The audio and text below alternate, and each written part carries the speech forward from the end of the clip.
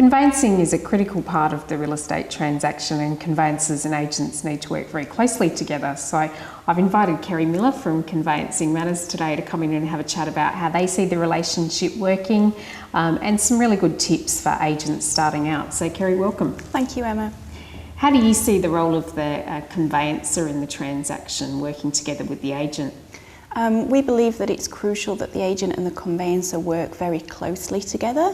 The conveyancer can assist the agent in drafting special conditions for the contract and also in the Form 1 document, which is the vendor's disclosure statement, checking over any statutory searches and the document to make sure that it's complete and accurate, and so the purchaser doesn't get a calling off after their prescribed time, the 2 days. Really important. And at what part of the transaction do you recommend that the conveyancer be involved? So if I'm an agent, I've listed a property, should I contact you now at the time of listing or when we look like we're about to write a contract? What's your recommendation? My recommendation would be at the time of listing because, like I said, we with the agent and the vendor, so we can offer assistance and advice to the agent in drafting any special conditions.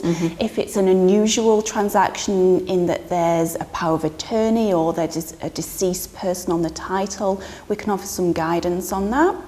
And also in terms of assisting the vendor from the outset, we can take a proactive approach in contacting their bank if there's a discharge of mortgage to organise and things like that.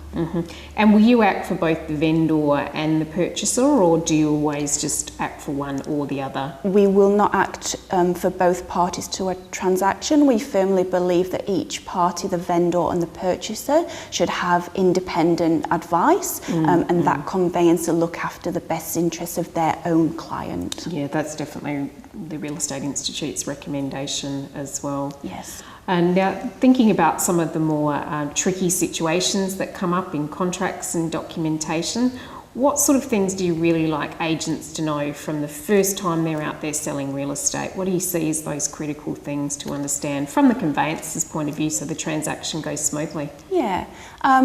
Timeframes are an important one, so the agent understanding how long the banks are taking to discharge mortgages, to approve finance, so that settlement can be effected smoothly.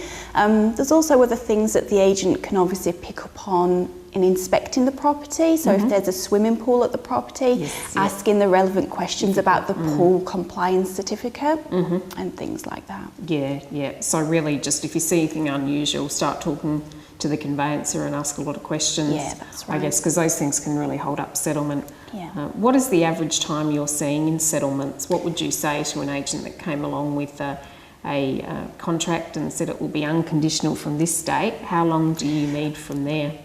Depends on the banks and whether it is a cash contract or subject to finance, but it can be as little as 2 weeks from an unconditional contract.